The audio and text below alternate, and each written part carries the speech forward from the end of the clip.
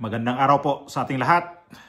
Kumusta ang lahat nating mga sumusuporta sa ating vlog? Ingat po kayo. Shout out sa lahat na sumusuporta, mga baguhan, yung mga bagong pasok ngayon at yung mga datihan. Shout out po sa inyong lahat at maraming salamat sa inyong suporta, sa inyong pagtiwala ulit sa akin at maraming salamat sa hindi nyo ko iniwan. Tuloy-tuloy pa rin ang inyong suporta sa aking YouTube channel. So, sa hindi pa nakapag-subscribe, ngayon pa lang, pindutin nyo na kaagad yung subscribe button para tuwing mag-upload po ako, kagaya nito ngayon, ay manotisyahan kayo na may upload po ako. So, ito na yung gagawin kong reaction. Balik tayo sa dito sa ginawa ng Iglesia ni Cristo na yung rally. Ako, hindi ako miyembro ng Iglesia ni Cristo. Pero, para sa akin, ang kanilang ginawa nga, di ba nabanggit ko na to? Ang ganda ng ginawa ng Iglesia ni Cristo. Kasi sila mismo ang namumuno doon na nagpalabas ng sentimiento sa ating bansa ngayon na alam naman natin kung ano nangyari talaga sa ating bansa. Mostly, ang problema talaga ngayon ay itong korupsyon. So, doon ako hanga sa Iglesia ni Cristo. At hindi lang ako hanga Hindi lang ako ang humanga doon at hindi lang din ako na hindi miyembro ng Iglesia ni Cristo. Mayroon pang isang pare ng Katoliko na si Father Ubod na suportado ang ginawa ng Iglesia ni Cristo. At sabi nga niya, Katoliko siya pero ang ginawa ng Iglesia ni Cristo, nagpasalamat siya doon kasi gaya ko, yung opinion ko na itong ginawa sa Iglesia ni Cristo ay napakaganda. So, ulitin ko po, maraming salamat po sa inyong paglaganap nitong balita, yung naramdaman sa taong bayan. At kayo po mismo, INC ang nangunguna doon. Kayo po ang lahat yun na ginawa nila doon ay talagang pinagpaguran ng mga miyembro ng Iglesia ni Cristo na nanggaling pa sa ibang probinsya. Sa Luzon man yan, sa Visayas at sa Mindanao, pumunta lang ng Maynila para doon sila mag-participate sa kanilang naramdaman dito. Kahit sino ngayon, Kagaya rin, ako isang OFW. Ganito rin ang sentimiento ko. Kasi, ito nga, nabanggit nito ni Father Ubod, na ngayon lang sa panahon na to, ang inasahan lang pala sa gobyerno, kaming mga OFW, ang aming mga remittance. Kasi wala nang mga businessman na pumasok sa atin. Wala nang business. Lahat yan sa atin ngayon, umiiwas na ang mga lalaking business sa atin. Kasi alam na nila kung gaano talaga gahaman ang gobyerno natin ngayon. Problematic ang pamumuno sa ating bansa. So ito yung pare ngayon, ito sinasabi ko, ipasok ko yung yung humili niya na sobrang respeto niya sa Iglesia ni Cristo at sobrang pasalamat siya dito. Pasok ko yung video. Salamat sa mga nagrally labi na gyud sa Iglesia ni Cristo kay gitagaag higayon ba venue nga ma-attracted ang mga tao. Ma-attracted ang ato mga leaders. Ma-shaken ang ilang gitawag og stability in power. Nakahinomdom sila nga, hala, ang ako maning employers, nagrally naman ning akong employers, nagtigom naman ni sila, na natandog sila. Mao na nga si Saldico, pagkahibaw niya nga hisgutan na nigmayo ako nga gaangat pa lang ang rally, sa ako laning basa, ako laning opinion, dili ni mo'y kamatuoran, tingali. Pero mo'y akong basa ba, nga nagkaduol na ang dako kayong rally, daghan na kayong ni-promise, niya kanira bang Iglesia ni Cristo, KOGC, unsa pa na, GIL, mga maisog, o guban pang mga grupo, apil na mga retired general, pasiugda, rally. Kuan kay ni, kulba kay ni, kay paminawon man ni sa tibuok kalibutan, ang ato mga OFW nagmonitor ani hapit di mga tug ang uban kay ngano man naghuna-huna po sila nga manindot unta ang among Pilipinas kay tuwa dito akong mga anak, tuwa dito akong mga pag-umangkon, unsa nalay kaugmaon kung magpadayo ning dako kaing korupsyon, pangawat dinhi sa Pilipinas, nga wa nay pag-asa ang tourism, wa nay pag-asa ang atong mga business sector, wa na infrastructures, wa na hastang atong edukasyon, gibiyaan na ta sa atong mga silingang nasod. Nagbuol sad ang mga OFW nga ni nisulti nato nga lawyer diha sa rally nga ang gisaligan na lang kuno ros Pilipinas nga income ang remittance sa mga OFW. Mao na lay gisaligan, wa na tay income sa tourism, alkansi na, wa na tay income sa atong infrastructure, sa atong mga business, sa atong mga budget gani negative na ta kanunay, sige na lang tag-utang, sige utang mag-average og 2 trillion ang utangon kada tuig. Grabe kayo. So nagmonitor sila ani. Ug salamat sa nangulos rally labi na sa Iglesia ni Cristo. Ako Katoliko man ko, in support of this, pero wa man sad mulihok ang atong, wa man magpa frontline ang atong simbahan, atong mga leaders, ato lang sang respetuhan ang ilang desisyon. Ako isip Filipino, di na kumutan-aw aning relihiyon. Ang ako ba unsay epekto? Si Saldi ko nga naa sa ilang triad of authority in relation to financial kuanato dinis nasod ni sulti few days or 2 days before sa rally. Ang tawag doon ni Piait. Ug iyang gisulti nga ang kadtong mga witnesses nga nagsulti nga si Romualdez, Speaker Romualdez og si Bongbong Marcos maogi nagdesisyon sa pag-insert ani mga anomalya sa atong budget ug migasto niini. Maisugon siyang nisulti ana sa iyang video nga karon gisaw-an na sa daghang mga komentaryo. Pero basta iyang gisulti. Nga naman, kay kahibaw man siya nga inigrally ug di siya mosulti, patay gid siya. Siya gyud sumsuman kay siya na may giduot sa ni Marcos og ni Bongbong Marcos og ni Romualdez. Wa man sila'y apil. Si Saldico na may author tanan, misulti siya. Ingon siya, ngigagod. Wa manggay ko, matod pa niya ko no, wa manggani ko'y nadawat, naa manggani tanan ninyo, 56 billion ba to iyang gisgutan? So, nagkuanay na sila. Naukay ba? Naukay. Kay kaning mga kurakot, basta ibutyag na nimong ilang apan, mga ratol na sila. Maratol. O ang pinakadako nga pasabog nga kagabi akong gitanaw, gabi isa to ni sulti, mao ang iyang igsuon ni Bongbong Marcos na si Senador Amy Marcos.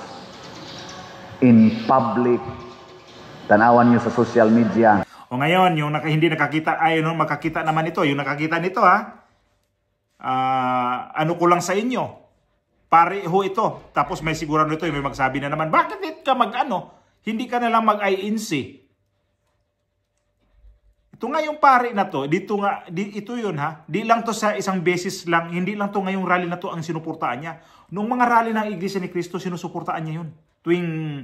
Tuwing mga galaw ng Iglesia ni Cristo dito para sa transparency na to, noong nakaraan pa yung against sa impeachment, sumusuporta to, itong pare na to si Father Ubod.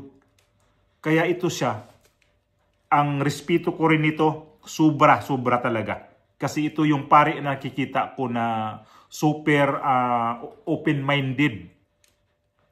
Kasi alam naman natin kapag relihiyon, nandoon yung siraan pero ito siya, suportado niya ang Iglesia ni Cristo. Humanga siya sa Iglesia ni Cristo. Kagaya ko, na hindi ako INC, pero sobrang hanga talaga ako dyan sa ginawa ng Iglesia ni Cristo. Talagang pinapakita nila na ito kami. Dito kami nagsisisigaw nag-ipon-ipon dito sa Quirino Grandstand para pakinggan nyo naman kami sa ginawa ninyo ngayon sa ating bansa. Masyado na talagang gulo eh. So pag ganito, ang pari na to, di ba sabi nga niya eh. O, kasi Bisaya pala to, no? Sa hindi po nakakaintindi niyan, mayroon naman siyang may mga English naman siya na doon, na nabanggit din niya na mga, maintindihan naman eh. So ang sabi niya doon, ang ginawa ng Iglesia ni Cristo, sobra siyang respeto doon at sobrang niyang paghanga. At ewan ko, ang sabi niya, at ewan ko ba, ang Katoliko ay hindi man nag-front runner doon, hindi man gumawa ng hakbang ang Katoliko, kung ano ba talaga, hindi sa papatalsikin ang gobyernong Bongbong Marcos. Hindi si Bongbong Marcos ang panawagan ng Katoliko dapat. Ang same din dito sa ginawa ng Iglesia ni Cristo na transparency, accountability. Kung ano ang sigaw ng Iglesia ni Cristo, ganun dapat din ang Katoliko. Pero wala ni isang pare doon na nakisabay. Ang pumunta, nabanggit din niya Nabanggit niya na ang pumunta lang kay OGC, pero ngunahan ng INC, kay OJC, itong GIL, mga Muslims, mga retired men and uniform, sino pa yun, mga kabataan, yun lang yung may mga ngayon. Pero ang Katoliko ditong simbahan, bingi, nagbulag-bulagan. Kapag ka-issue kay dating Pangulong Duterte, grabe itong Katoliko. Lalo yung mga pare dyan, na may mga pare dyan sa Katoliko na grabe magtulig sa kay dating Pangulong Duterte. Ngayon, anong nangyari sa inyo? Ito yung pare na si Flaviano, Father Flaviano ba ito? Hindi ko nga to maisip kung pare ba ito. Nung nagsabi siya na nung galit na galit siya sa 18 senador, na ang itsura rin nito talaga, dapat ito hair follicle din ito eh. Kasi mukhang may something din tong pare na to eh. Kabaliktaran opposite dito kay Father Siano Ubod. Na sobra talagang open-minded na pare ito. Para sa akin, hindi ko na makakita ng ganitong klaseng pare ngayon na sobrang open-minded. Mga obispo, ewan ko lang kung sinong obispo ngayon na kagaya ng pag-iisip nitong pare dito sa Cebu. Although matagal na akong nagsubaybay nito sa kanya. Matagal na akong na nanonood sa kanyang mga homily, sa kanyang mga misa, kasi kami mga OFW, kagaya na, lalo dito sa amin, bihira kami makapagsimba sa totoo lang. Di simba na lang tayo dito sa sa through online, through internet. At dito ako sa kanya kasi ang maganda kasi dito kay Father Ubod, nakikita ko dito sa kanya is double impact yung matutunan ka dito. Anong ibig sabihin ng double impact? Na ka pa sa pagdadasal, na ka pa sa Panginoong Diyos, tapos mayroon ka pang isang pa dito tungkol sa politika. Kasi sinishare niya eh. Dalawang bagay ang kanya sinishare lagi eh. Politika, para hindi naman itong nagsisimba dyan na parang nila, paglabas ng simbahan, okay, nagsisimba na ako. Pero, yun lang yun. At least ito, pag ikaw nagsisimba, pagdating sa homily niya, at haluan niya ng parte sa politika, magkaroon ng idea ang mga tao. Magiging na rin, magiging open-minded. Depende sa tao. Kung yung tao, ang tigas ng dito mo, hindi papasok dito, choice mo yun. Pero kapag ikaw ay open-minded, subukan mo makinig sa kanya mga sinasabi. Kasi si Father Ubod, tumitingin sa paligid, tumitingin sa unahan, kung ano ba talaga ang mangyayari sa ating bansa. Kaya hanga ako ito sa pare na to. Sana, balang araw makita ko to ng personal. Yan ang pangarap ko eh. Hindi ko naman to sinasabi na supporter ho ito ni Pangulong Duterte. Opinion ko lang to, hindi to siya. Ang kanya lang talaga is, dito lang siya sa gitna kung ano ang pwedeng gawin sa gobyerno natin ngayon. Kaya lang, mayroon siyang pagbabalansi-balansi. Itong gobyerno ngayon, ang dami kasing mga discrepancy talaga. Kaya sinasabi rin naman niya Kahit sa mga nangyari din kay Pangulong Duterte noon, kay VP Sara ngayon, mayroon din naman siyang sinasabi doon. Hindi naman talaga solid to kay dito, solid dito sa kabila. Dito lang siya sa gitna. So sabi ko nga, kung open-minded ka, maganda to siya pakinggan. So, ito siya sumaludo ng husto sa Iglesia ni Cristo. Grabe ang respeto niya, grabe ang pagsaludo niya dito sa Iglesia ni Cristo. Hanga siya sa Iglesia ni Cristo. Hindi ngayon lang to ginawa niya, noon pa. Di ba siya Katoliko nga ako, pero ang ginawa ng Iglesia ni Cristo, suportado niya. Dahil nakikita niya, tama ang INC. So, sana ang Iglesia ni Cristo hindi lang nagtapos na yung 2 araw na kanilang pakikibaka, kanilang panawagan na transparency. Sana sa darating na araw kung mayroon man lang nakikita ulit, sana magtipon-tipon ulit. Para naman, palagay ko hindi talaga ito pakinggan ng gobyerno eh. Sa ngayon pa lang, hindi talaga ito pakinggan. At itong Katoliko ngayon, di ko alam kung anong nangyari dito sa kanila. Bakit walang pakialam? Iba no, ang INC. Tapos sabihin ang INC, Maki Duterte, bayad daw to mga INC. Sus, Ginoo ko. Paano bayaran ang INC? Baka ang Katoliko pa ang bayad nito. Bakit na nahimik? Kung ganito, wala bang pakiramdam ang mga namumuno din sa Katoliko? Wala ba sila ditong nakikita ngayon? Dito sa sobrang controversial na ngayon na mga issues? Tapos itong Iglesia ni Cristo, nagpahayag sa kanila, ito pa yung sisiraan? Bakit din nyo tanungin itong mga Katoliko, itong mga obispo, mga madre dyan? Ano nangyari sa inyo? Bakit tahimik kayo? Pag against sa mga Duterte, grabe.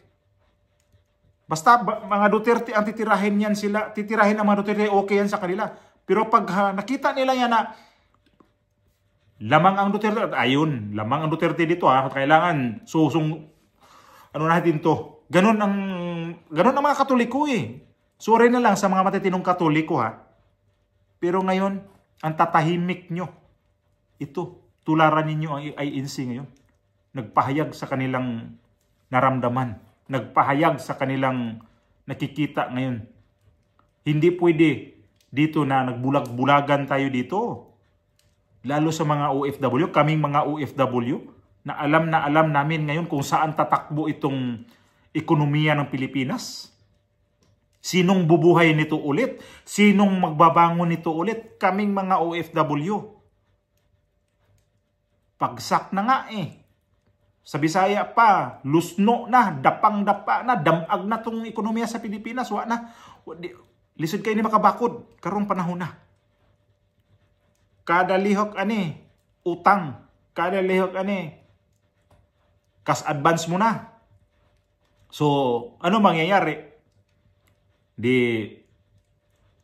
Ang mangyayari sa Pilipinas ngayon, lubog tayo. Hindi lang to malulubog ang Pilipinas natin ngayon. Grabe.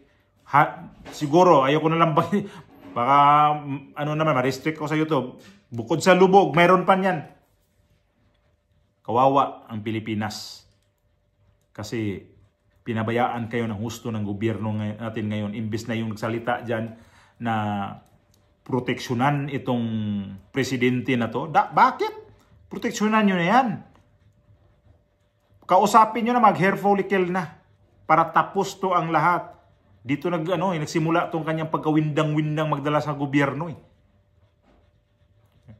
Kahit pa magpalit, para ka nang para ka na lang palit ka ng ngayon ng mga cabinet members mo, palit ulit kasi umalis na, palit ulit kasi tanggalin mo, walang katapusang palit yan. Hindi yan sangayon sa sa strategy mo, hindi yan. Lalo kang mababaon dyan. Kawawa ka lang. Bongbong Marcos ay yung ngayon. So ulit, INC at saka Father Ubod, maraming salamat sa inyong nakikita sa ating bansa ngayon.